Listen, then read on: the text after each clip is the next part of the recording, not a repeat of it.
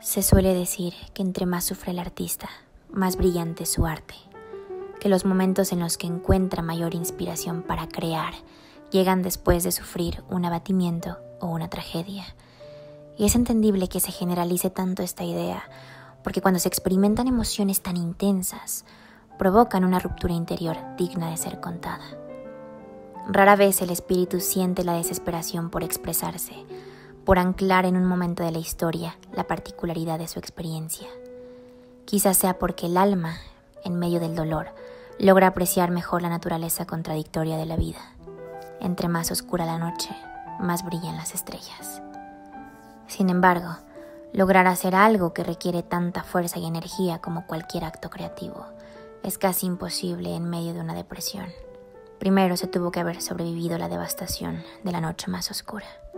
Aunque la tristeza es una de las experiencias más universales, al mismo tiempo es una de las más solitarias. Nadie ha experimentado exactamente el mismo dolor, el mismo tipo de soledad. Por eso muchas veces las palabras de consuelo de los seres queridos, lejos de ayudar, pueden llegar a agudizar la desolación en los peores días. Pero sigue habiendo esperanza para el ser humano que desea sentirse acompañado en medio de su agonía. ¿Alguna vez han sentido el efecto restaurador que provoca escuchar una canción triste cuando se está triste? Es tal la conmoción emocional que podemos llegar a pensar que no estamos tan solos en el mundo con nuestro sufrimiento. Esto me pasa con las películas de la trilogía de la depresión de Lars von Trier, las cuales me han ayudado a encontrarle sentido a la experiencia de la tristeza, especialmente melancolía. Y hoy les voy a compartir lo mucho que Lars von Trier ha transformado para bien mi visión sobre la depresión. Pero primero, una aclaración rápida sobre el tipo de creador que es Lars von Trier. Él es un individuo incendiario y suele hacer planteamientos incómodos que cuestionan el estado de nuestra moralidad como sociedad. Con frecuencia pone en tela de juicio esa visión blanco y negro que tenemos sobre las cosas que son buenas y deseables y las cosas malas e indeseables. Y aunque la forma de exponer sus puntos de vista puede ser sórdida e incómoda, creo que piensa y siente profundamente esas cosas arriesgadas que propone en su arte. Y una de las cosas que cree con pasión y que forma parte de los pilares temáticos de sus obras es la noción de que el ser humano es imperfecto y que la vida en sí misma es imperfecta. Desde su perspectiva, el arte más conmovedor es aquel que representa esa imperfección, que logra representar el lado mórbido de la naturaleza humana. Para Lars von Trier, uno de los conflictos más constantes en la vida de todo ser humano es el conflicto consigo mismo. Es el que se da entre nuestro lado civilizado racional y nuestro lado animal instintivo. Y desde su punto de vista, no importa cuántas reglas imponga el Estado o qué tantos castigos imponga la sociedad, porque piensa que los seres humanos estamos más a la merced de nuestros instintos que lo que nos gusta reconocer. Entonces sus personajes suelen exhibir explícitamente sus defectos, sus lados fallidos, porque lo que hace es revelarnos el tamaño de la tempestad emocional al interior de sus personajes. La tempestad emocional que los lleva a actuar en contra de sí mismos y en contra de las otras personas. Al enseñarnos el tamaño de la tempestad interior, no puedes evitar de repente encontrarte empatizando con un personaje a lo mejor que actúa de formas cuestionables o espejándote con un personaje que al principio pensabas que era deleznable o que era lo peor. Es casi como si nos invitara a aproximarnos al arquetipo del personaje fallido, del personaje pecador, desde la curiosidad más que desde el juicio, desde hacer preguntas por qué este personaje se atreve a actuar como está actuando, más que el juicio, este personaje es lo peor y si existía en mi realidad ya lo estaría cancelando. Entonces, desde el punto de vista de Lars von Trier, la superioridad moral no tiene cabida porque la persona que se concibe moralmente superior a otras en realidad es como todos. Va a ser cuestión de tiempo para que se revelen sus verdaderos colores, para que se revele el tamaño de su imperfección. Lars dice, bueno, podemos intentar autoconvencernos de que somos las personas más virtuosas del mundo o las más congruentes, pero la naturaleza va a ganar y la naturaleza es caótica. Y al reconocer lo difícil que es para los seres humanos lidiar con nuestro caos interior, sabe que las personas que experimentan procesos emocionales complejos, como una persona atravesando una depresión, resultan muy confrontativos para el resto de la sociedad. Si alguna vez han tenido un familiar o un ser querido experimentando una depresión, o si ustedes han experimentado depresiones, saben que no es una experiencia agradable.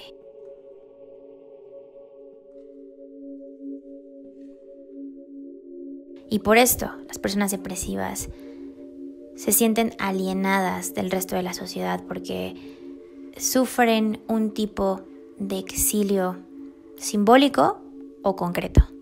Y aunque hay personas que experimentan depresiones más funcionales que otras, la depresión quita energía.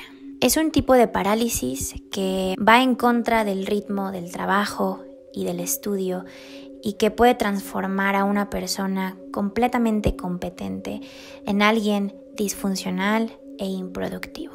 Y aunque los medicamentos psiquiátricos han sido maravillosos para dar un respiro a las personas que sufren este trastorno, ¿qué tanto dura ese respiro? ¿Qué tanto el medicamento resuelve la crisis profunda emocional de la persona depresiva? Encima de su dolor, la persona deprimida carga con la culpa de saberse menos funcional o menos exitoso que los parámetros de funcionalidad y de éxito socialmente establecidos. Si la depresión es de por sí inmovilizante, la culpa inmoviliza todavía más. Es como si la única vía de liberación para una persona que experimenta una depresión fuera encontrar la forma de validar su experiencia sensible. Es aquí en donde viene al caso hablar de melancolía y de Lars von Trier, porque a Lars von Trier le pasó así. Él había experimentado ansiedad por muchos años, hasta que esa ansiedad se convirtió en una depresión muy aguda y cosas interesantes pasaron cuando empezó a explorar esas emociones con conciencia, y de eso vamos a hablar en la siguiente parte del video. Como cualquier persona digna de nuestros tiempos, Lars estaba en terapia tratando su propia depresión cuando su psiquiatra le compartió una perspectiva novedosa: que las personas depresivas tienden a actuar con más calma que otras bajo una presión extrema o ante la amenaza de una catástrofe. Esta información le hizo demasiado sentido y lo inspiró a escribir el guión para Melancolía, en donde plantea: ¿qué pasaría si un grupo de personas muy diferentes entre sí se enfrentaran a la noción de que el fin del mundo se acerca? Entonces, en un extremo crea un personaje que es el más realista, pragmático de todos, y en el extremo opuesto crea a Justine, el personaje menos pragmático, la del temperamento más emocional, que además sufre de depresión, y en un punto intermedio crea a su hermana, Claire. La película está dividida en dos partes. En la primera es la boda de Justine. En medio de una gran fiesta se nos descubre que Justine no está bien. Parece afectada por su madre, que intoxicada arremete contra su padre, y por su jefe, que no deja de pedirle cosas de trabajo. Somos testigos del colapso emocional de la protagonista hasta que se termina alienando por completo de la fiesta, hasta que su grado de disociación de la realidad es tal que termina acostándose con un mesero en el jardín. La cosa más inesperada y destructiva que uno podría hacer en su propia boda. Su marido se entera y termina dejándola, y esto da pie al segundo capítulo de la película, que empieza con Justine sumida en una depresión brutal. No tiene fuerza ni siquiera para hacer cosas del día a día, como bañarse, y es completamente dependiente de su hermana Claire. A los habitantes de la casa les llega la noticia de que el planeta Melancolía se ha salido de su trayectoria e inesperadamente pasará muy cerca de la Tierra, cosa que alegra a los astrónomos y al esposo de Claire, que es un entusiasta de la astronomía. Y este es el momento en el que las cosas se ponen muy interesantes en la dinámica de los personajes, porque con el paso de los días, Claire empieza a sentir ansiedad cuando considera la posibilidad de que el planeta Melancolía desvíe su curso y choque con la Tierra.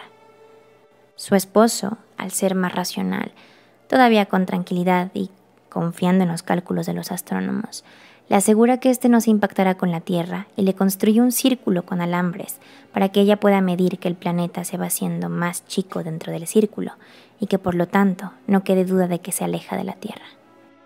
Sin embargo, el caos se desata cuando en una de las ocasiones en las que Claire mide la distancia del planeta, nota que la circunferencia de Melancolía ha rebasado la circunferencia del círculo, comprobando sus peores sospechas, que el planeta se está acercando a la Tierra.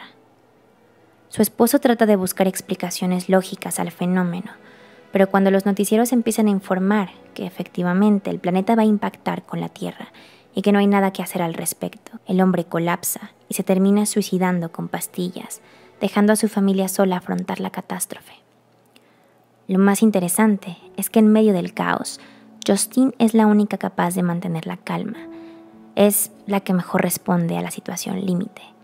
Los personajes mejores adaptados a la vida práctica, Claire y su esposo, son a los que más perturba la posibilidad del fin del mundo, mientras, gracias a la integridad emocional que Justine mantiene de manera muy natural, se vuelve una suerte de fuerza existencial para su hermana y su sobrino y les ayuda a afrontar la situación devastadora, y decide construir una cueva de palos de madera que representa una zona segura en donde se refugian hasta que el planeta colisiona con la Tierra, desapareciendo toda la vida en un instante. La fuerza que Justine encuentra no surge de distraerse de la catástrofe o de autoengañarse de que no habrá catástrofe. Surge del opuesto, de la capacidad que tiene de mirar directamente hacia el abismo, de aceptar la inevitabilidad de la muerte. Y lo que propone Lars, lo que propone su psiquiatra, es que esto es posible gracias a la perspectiva desde donde ve la vida una persona depresiva. Justine, como cualquier persona en depresión, ha contemplado de cerca la posibilidad de la muerte. Ha vivido al margen de las seguridades que otorga la sociedad o el sistema y, por lo tanto, está más adaptada para vivir en medio de la devastación y el caos. En la vida nos encontramos con arquetipos similares a los personajes de la película. Están aquellos más realistas, que suelen tener la capacidad de administrar mejor sus emociones, y a lo mejor esto les permite cierta estabilidad y funcionalidad en el día a día. Pero cuando una catástrofe llega, es tal el shock ante el desacomodo de la realidad que les asegura tanta estabilidad, que es muy común que se quiebre su esperanza frente a un acontecimiento como el fin del mundo.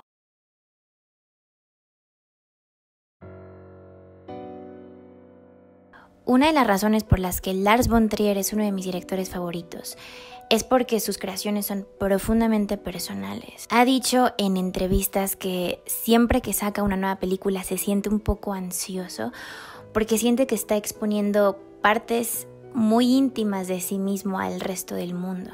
Y el hecho de que, a pesar de la ansiedad, logre hacer sus películas y logre compartirlas con el mundo, sabiendo además que van a ser muy controversiales y que a muchas personas no le van a gustar, tiene mucho valor desde mi punto de vista. Siendo yo una persona considerablemente sensible, aprecio demasiado ver la intensidad emocional de sus personajes, porque siento validada mi experiencia, siento validado el estado caótico de mi vida.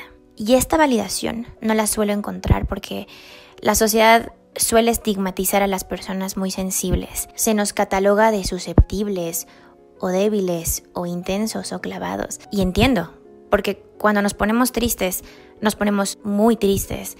No es una lluvia ligera, es una tormenta apocalíptica. Pero podría ser que el problema no sea la sensibilidad de los individuos, sino qué tan degenerado y qué tan problemático es el ambiente en el que el individuo se está desarrollando. Todos sufrimos aspectos de la realidad en la que vivimos, pero parecería que las personas, entre más sensibles son, más vigilantes y más conscientes son de los males del mundo que los rodea. Lo que la persona en estado depresivo le está diciendo al mundo es: esta realidad en la que vivo no se siente como la realidad en la que me gustaría vivir.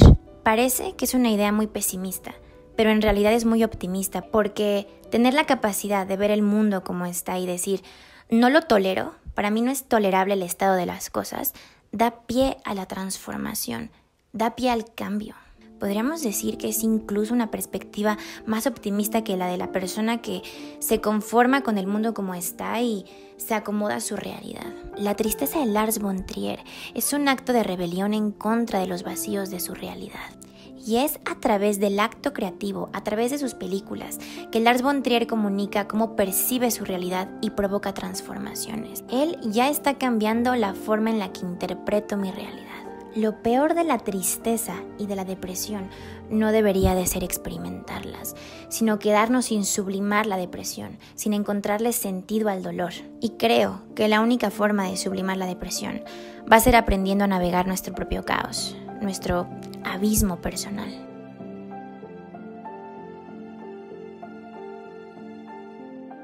Sin importar que el mundo nos plantee una y otra vez la solución opuesta, adormecer la emoción o silenciar la emoción. Creo que la única forma de navegar el abismo es a través del acto creativo, es a través de la creación de cualquier tipo. A lo mejor no hay de otra más que dejarse consumir por la negrura del precipicio. Y que sea desde las profundidades oscuras donde se encuentra la fuerza para movernos por fin hacia la superficie, para ver el cielo despejarse una noche más. I've had anxiety for a long time, and then it transformed into a depression, which I'd never tried before. The treatment to get out of that is to do something every day, of course, just to get out of bed, and then you put everything into a schedule, and filmmaking is very much that schedule that you will need. So I kind of used the filmmaking as a tool to get out of bed.